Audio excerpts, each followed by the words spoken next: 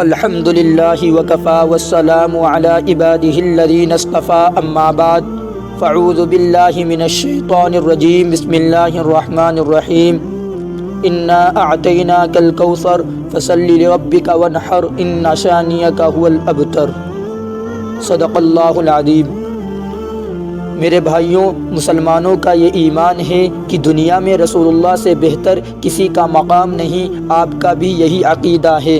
میرے بھائیوں، ساری کائنات کے درخت اگر قلمیں بن جائیں اور ساری دنیا کے سمندر اگر سیاہیوں سے بن جائیں اور ساری دنیا کے درختوں کے پتے اگر کاغذ بن جائیں اور ان کاغذوں پر لکھائی شروع ہو جائے، قیامت تک دنیا ان کاغذوں پر تحریر کرتی رہے۔ سمندر سیاہیوں سے خشک ہو سکتے ہیں، درختوں کی قلمیں ختم ہو سکتے ہیں، کاغذوں پر لکھتے لکھتے کاغذ ختم ہو سکتے ہیں، اور دنیا کے سارے کاتب پیغمبر کی شان تحریر کرتے کرتے تھک سکتے ہیں، لیکن نبی کی شان مکمل نہیں ہو سکتی۔ میرے بھائیوں، قرآن پاک میں کئی سو آیات میں اللہ نے رسول اللہ کی شان بیان فرمائی۔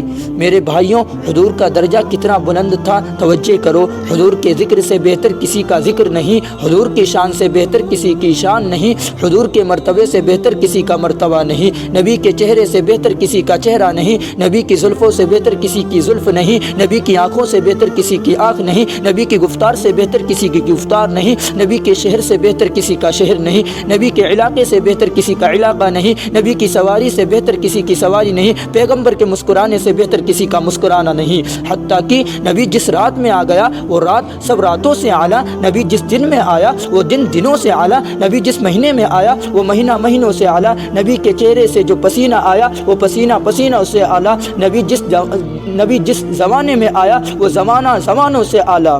حتیٰ کہ نبی نے جس پتھر پہ قدم رکھا وہ پتھر سب پتھروں سے اعلیٰ، نبی کی شان کا مقابلہ کوئی نہیں کر سکتا، نبی بے مثال ہے۔ قرآن پاک میں اللہ نے اپنی نبی کی شان مختلف انداز سے بیان کی ہے۔ قرآن نے کہا انا اعطیناک الکوثر، اے پیغمبر ہم نے تجھے حوض کوثر عطا کیا۔ یہ آیات کب اتری؟ اس کا شان نزول کیا ہے؟ جب رسول اللہ کے حقیقی بیٹے ابراہیم نبی کے ہاتھوں میں بیمار تھے، بیماری کی وجہ سے تڑپ رہے تھے اور نبی کی آنکھوں سے آنسو جاری تھے، اور نبی اللہ کے دروازے پر رو کر کہتے تھے کہ اے اللہ میرے دشمنوں کو 7 بیٹے دیے اور مجھے 2 بیٹے دیے، وہ بھی لے لیے اور اب تیسرا بیٹا دیا، یہ بیمار ہے، اے اللہ میں تیرے دروازے پر حاضر ہوں، میرے بچے کو صحت عطا فرما۔ لیکن نبی کے بیٹے جب بیمار ہوئے تو مکہ کے مشرکوں نے مذاق اڑایا، انہوں نے کہا کہ نبی کا پہلے بھی کوئی بیٹا نہیں بچا، یہ بیٹا بھی بیمار ہے۔ اور جب ایک ہی بیٹا بچا وہ بیمار ہو گئے تو نبی پریشان ہو گئے۔ اس پر پریشانی کے دور کرنے کے لیے قرآن کی یہ آیت اتری۔ کیا کہا اللہ تعالیٰ نے؟ فرمایا انا اعطیناک الکوثر، اے پیغمبر ہم نے تجھے کوثر عطا کیا، فصلی لربک وانحر، اے پیغمبر تو اللہ کی نماز پڑھ اور قربانی کر، ان شانئک هو الابتر، اور تیرا جو دشمن ہوگا اس کی کوئی اولاد نہیں ہوگی۔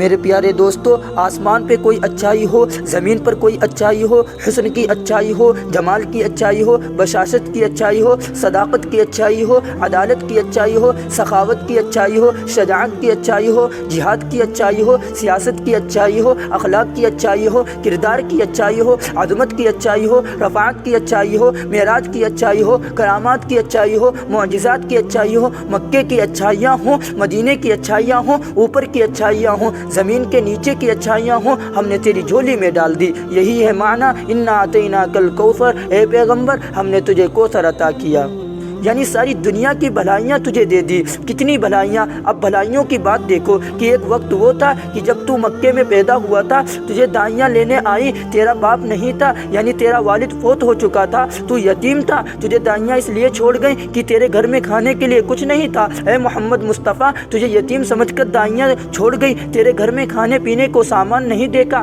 دائیوں نے کہا کہ اس کا تو والد زندہ نہیں، اس کے گھر سے کیا ملے گا؟ اے پیغمبر دائیاں جب تجھے یتیم سمجھ کر چھوڑ گئی تو اللہ نے تجھے در یتیم بنا دیا۔ تو تخت پہ بیٹھا تھا، تجھے معراج پہ پہنچا دیا، تو زمین پر بیٹھا تھا، تجھے عرش پر پہنچا دیا، تو نیچے بیٹھا تھا، تجھے اوپر پہنچا دیا، اور تو زمین پہ لوگوں کے ساتھ بیٹھا تھا، عرش پہ خدا نے جنت کا وارث بنا دیا۔ اے محمد پیدا یتیم ہوا تھا، تجھے عرش اور فرش کا والی بنا دیا، یہی ہے معنی انا اعطیناک الکوثر، اے پیغمبر تجھے ہم نے کوثر عطا کیا۔ اللہ تعالی ہمیں اور آپ سب کو ان باتوں پر عمل کرنے کی توفیق عطا فرمائے اور گناہوں سے بچنے کی توفیق عطا فرمائے۔ وما علینا الا البلاغ۔